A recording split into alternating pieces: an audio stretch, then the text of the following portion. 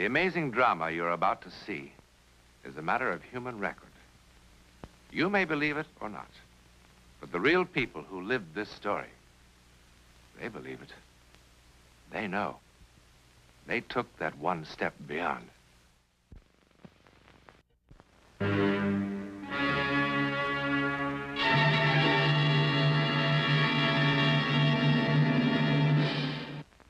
Last summer, I went on a short holiday to wonderfully cosmopolitan Mexico City. It was Thursday. My wife had, of course, gone shopping, and I had a few hours to kill. One of the hotel porters told me about this cellar bar, and... That's him, Mr. Newland. Michael, this is Mr. Newland. He's from the United States. He's very interested in true stories such as yours.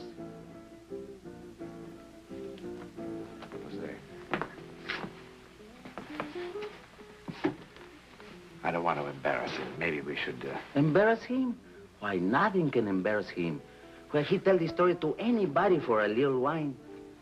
Why don't you buy him some wine? All right. Por favor, una botella de vino para el señor, para dárselo al otro. You're sure this is, It's the right thing to do.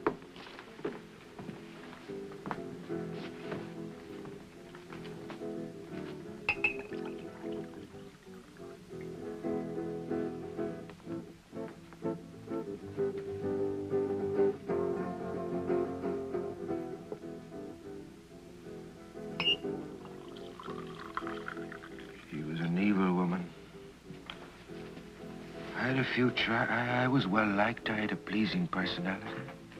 I could have been manager of an enterprise.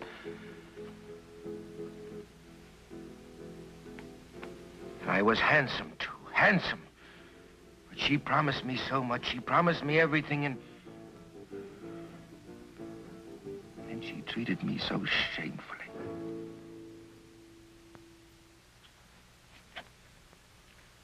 Oh, really?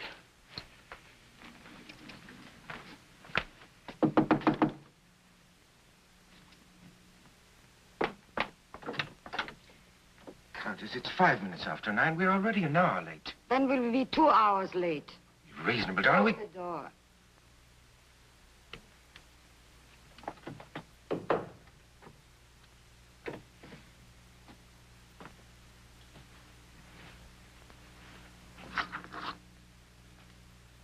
Oh, this is not the way.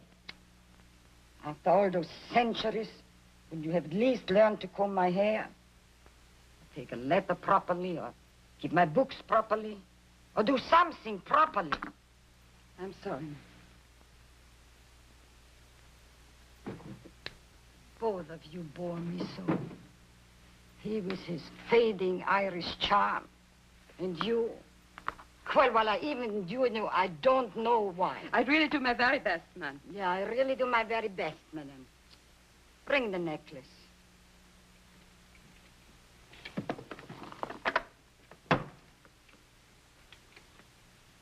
No. Call Mr. Barry for his little performance. He is so fond of my necklace. He loves to touch it. You know, one day, just for a joke, I'm going to buy him one of those little things the jewelers wear in their eyes when they make appraisals. What you are waiting for?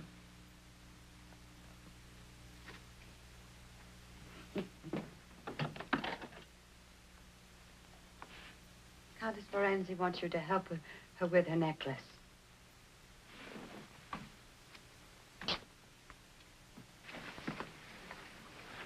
Darling, we're going to have to think of some absolutely outrageous lie about why we're so late. I leave all outrageous lies to you, dear boy.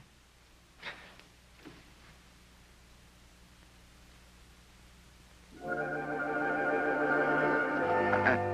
sorry, darling, but this clip always did give me so much trouble. But you put it on me so often, you should be able to do it with your eyes closed. Well, I'll do it. All right. I'll do it, darling. Take your time. Take your time. There. There now. There you are. Darling, you know, you look positively radiant tonight. But you always look at my necklace when you make your pretty speeches. Oh, Countess, why do you have to tease me so much? Tease you. But it is a remarkable necklace. When you are old, it makes you young. And when you are plain, it makes you beautiful. Grace, tonight, dozens of young men, slender young men, will crowd around me. And Michael will get absolutely furious. Won't you? Yes. It's because I have a jealous nature, you know. Furious, frightened. So there's my beauty secret. If you want Michael to notice you, you need more than a pink nose. Come on, Countess, now you're embarrassing her. Embarrassing her. Bring the car around the front. Yes, yes, of course.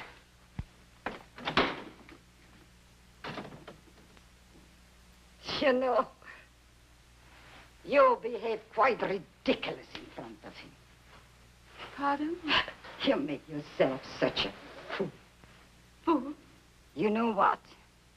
If you are very, very, very good, I will give him to you for Christmas. Madame, please. Isn't that a lovely Christmas present? A beautiful Irish boy. Oh, a little bit too fat. Madame? And slightly beyond his prime. But still very useful. Please. No, no. Please. Please. No. Hey, hey, hey. Can you breathe? Help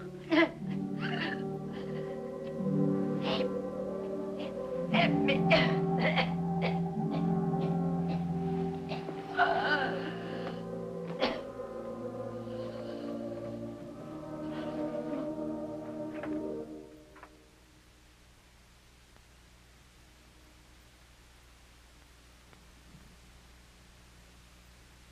Bueno?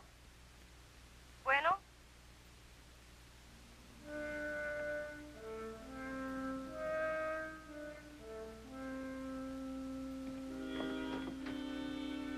Barry, come on, hurry. Something has happened. What is it? The countess, she's ill.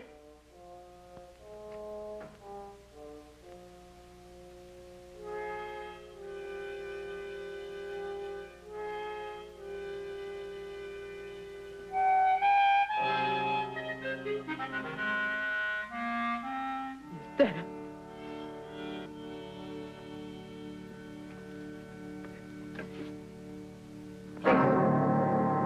Give me the police.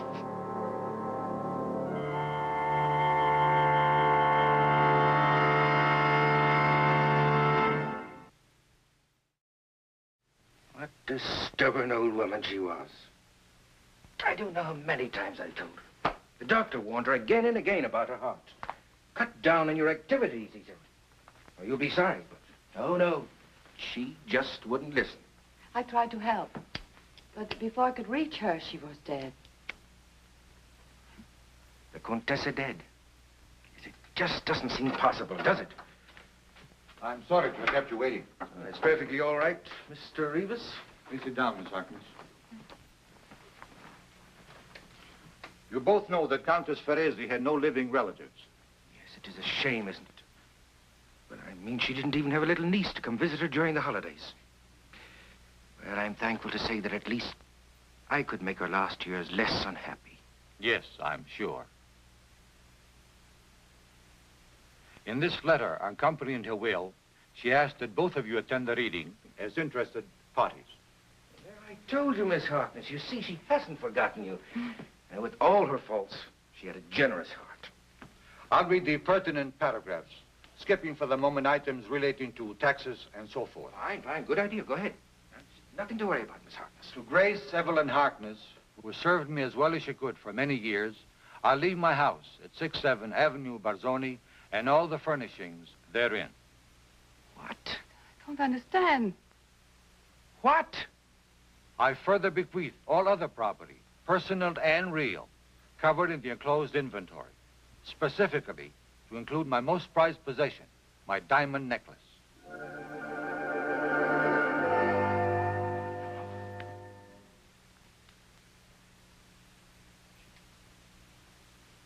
She didn't even mention me.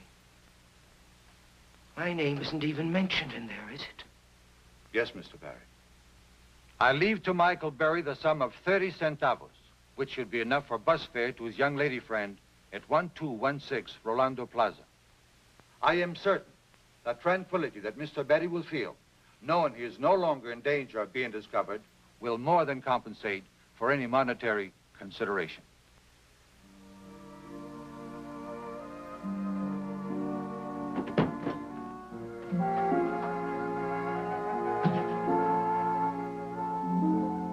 Well, Miss Harkness, there's still quite a lot. Miss Harkness.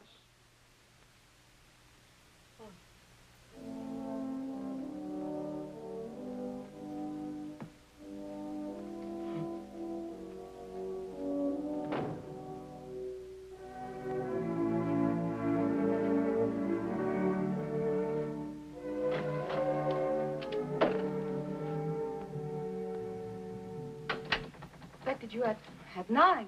Well, I came at 11 instead. Yeah, I won't be needing that anymore. Now, what is it you wanted to see me about?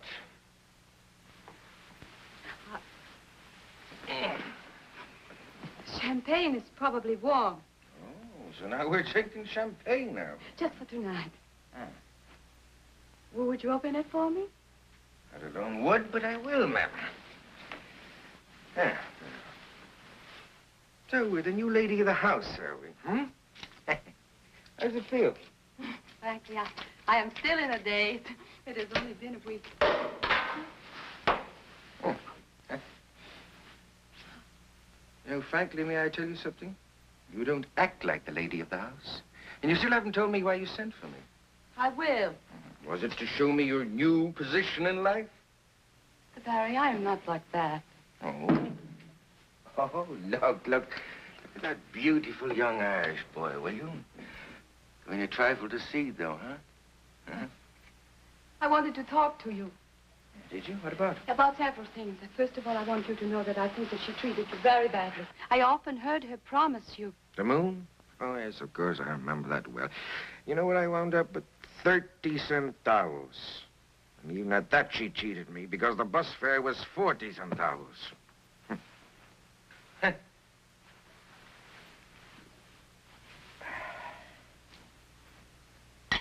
Oh, I beg your pardon. I'm forgetting my manners, may I? Of course. All you want. And then help yourself to the hors d'oeuvres. They may be stale, but I had the maid make the kind that you like. Imagine me with a maid. Well, here's your good health. Thank you. I really meant what I said. I mean, about the countess. She had no right to treat you as she did. Give me something down. You're all right. Don't let anyone ever tell you different. You're all right. You got a good heart.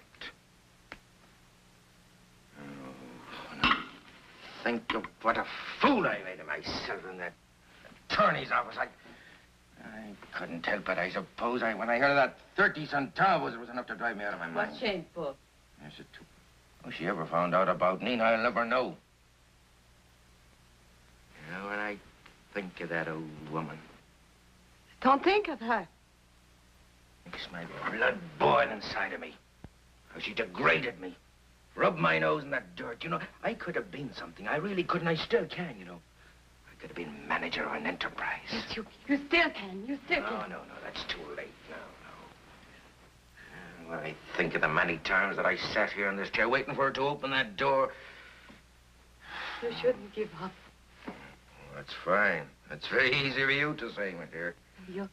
You're young and you're still very handsome. Handsome? Yes, sure. Handsome. It's been my undoing.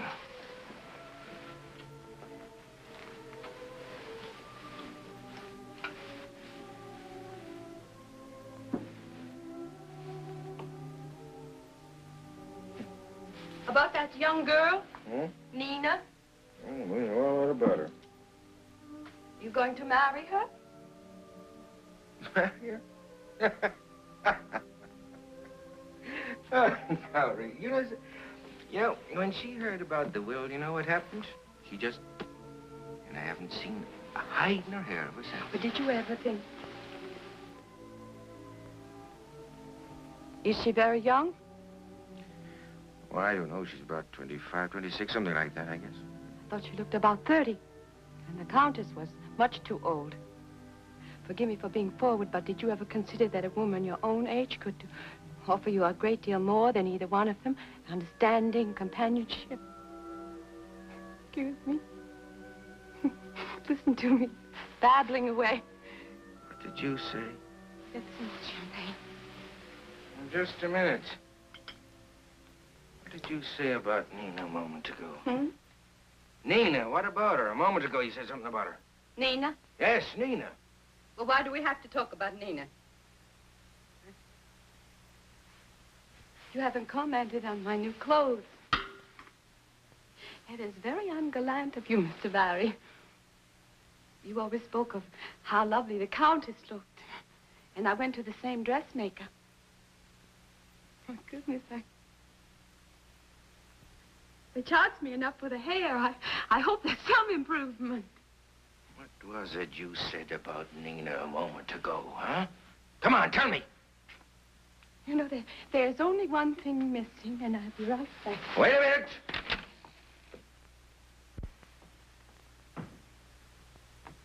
Wait a minute, do you hear me? Come back here.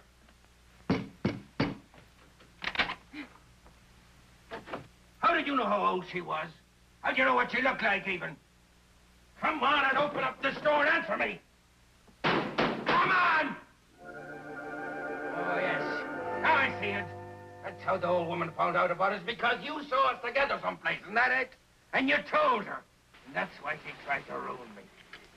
Come on and open up this door, did you hear me? Open it up! You told her. You told her, didn't you? Ah, come on now. No use in trying to pretend to me. Come on, you not fainted. Come on.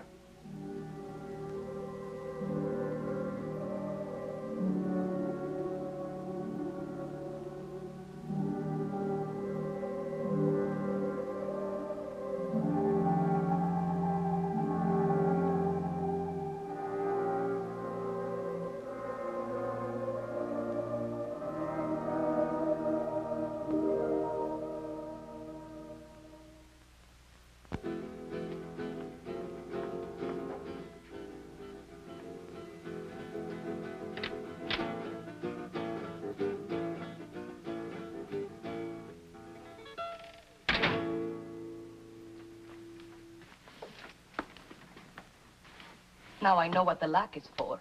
What a nice way to say hello. Oh, I can say goodbye much better. No, Nina, you're a terrible girl. I always told you. You know that I've spent almost a whole week looking for you. You should have spent it looking for another nice, rich old woman. Oh, Nina, please. Please, don't say that. Please, I beg you. You still wear too much hair oil.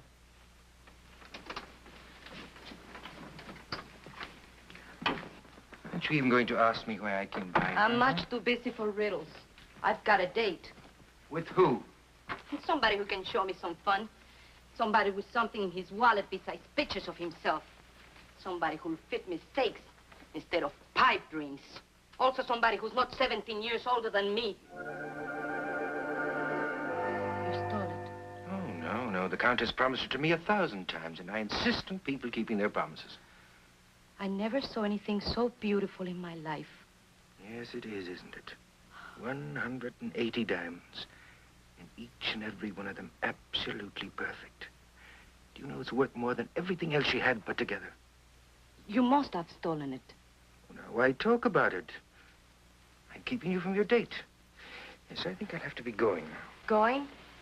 Yes, well, I merely dropped around to say goodbye. Unfortunately, I'm cursed with good manners. Going where?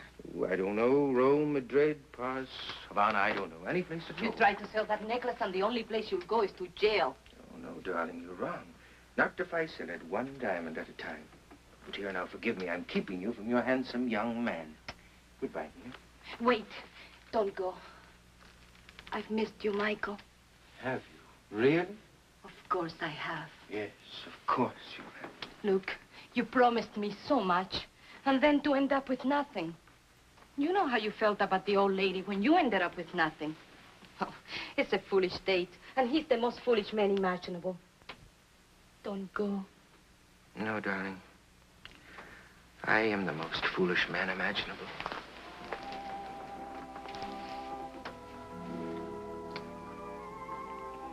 Darling, I tell you what, why don't you finish dressing and pack a suitcase and I'll be back for you in an hour. What are you going to do? Well, there was a man in town who said that he would buy some of these diamonds. I called him up and he told me to meet him at his hotel at 8:30. I'll be back then, darling.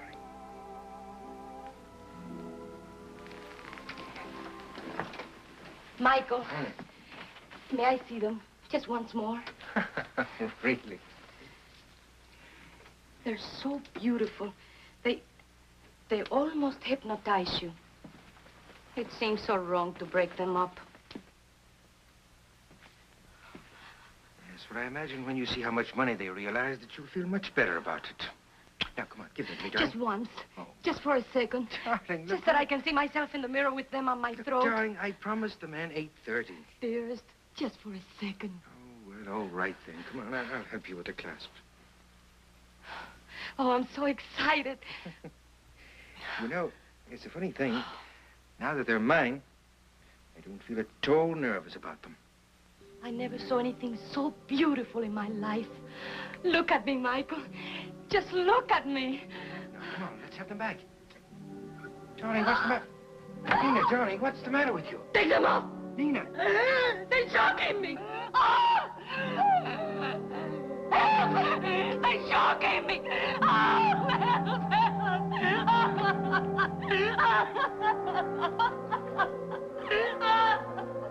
Nina, you all right?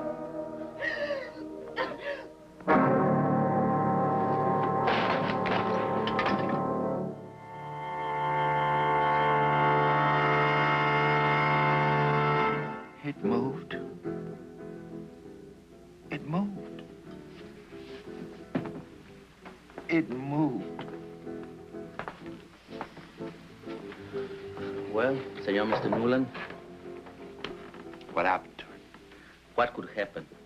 They put him in a place where the criminals are, como se dice, loco, the mad. How long was he there? 8, 9 years, senor. ¿Quién sabe?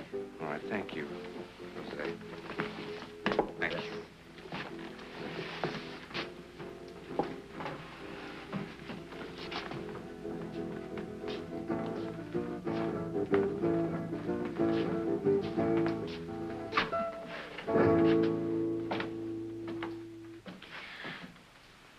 Well, what do you think? Did the necklace really move? If it did, it isn't the first time that a necklace seemed to have a life of its own. Around the turn of the century, a lady in Brighton, England, was most certainly strangled by her string of pearls. But how could such a thing possibly happen?